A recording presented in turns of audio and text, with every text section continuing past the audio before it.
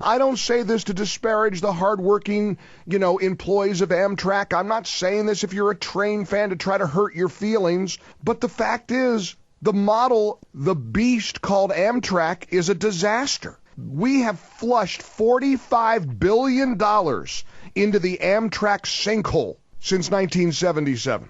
And the way it operates, it's easy to see, what a nightmare it is. As the Washington Examiner points out, only Amtrak can lose more than $70 million a year on its food service, which consists of selling overpriced food and snacks to a captive audience. Only Amtrak operates 41 of its 44 routes at a loss for decades without ever considering a change in the business practice or strategy. Only Amtrak would complain that the federal government gives about a $60 subsidy for each train ticket it sells. What do you think the government means? It means you and me. But these ghouls on the left, over at MSNBC, for example, listen to this.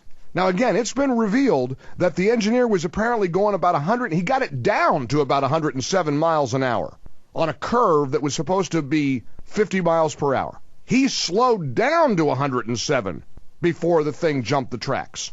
But listen to NBC's Luke Russert. I thought this guy was a reporter. He's the late Tim Russert's son, right? Listen to what he said on MSNBC with Alex Wagner last night. Cut number 11. Brace yourself and listen to what a liberal Democrat sounds like after a train derailment. But I'll point out one example that I find shocking. You're originally from Washington, D.C., Alex. Metro. Metro is a service that a lot of Republican staffers here on Capitol Hill desperately use to get in and out of the Capitol. House Republicans want to cut the budget for Metro in half. Remember, in 2009, Metro had a deadly accident. Over 9 people were killed. They want to cut that budget in half. So there really is no desire to necessarily help rail unless, even if it's beneficial to their staff, or even if it's beneficial to people who work for them, because of this overarching idea of it's not in my backyard, I don't necessarily care. Well, and at this moment. Fiscal hawkishness is real,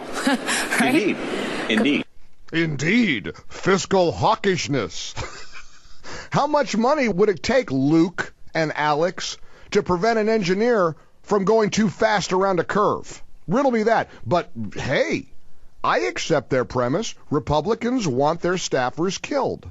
Greedy, evil Republicans don't care if people die. Republicans want to cut the budget for rail service so that their staff members will die. That's a brilliant point. I think that's spot on, don't you? Listen to former Pennsylvania Governor Ed Rendell. Listen to this classic. Cut number 10, MSNBC. It's a safety issue. It's an economic competitiveness issue. It's a quality of life issue. There's no question we're just big-headed and not willing to invest. We should be investing in our infrastructure. It's also a great producer of those middle-class jobs that politicians talk about all the time.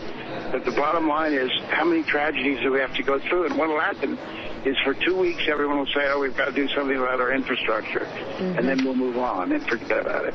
Infrastructure. Again, the engineer was going too fast for some reason. Who knows if he blacked out, whatever. He tells investigators supposedly, he told the police he doesn't remember anything before he lawyered up and isn't saying anything else. He's going 107 miles an hour around a 50-mile-an-hour curve, and Democrats are squawking about infrastructure. I mean, listen, Rahm Emanuel said it. Never let a crisis go to waste. Never miss an opportunity.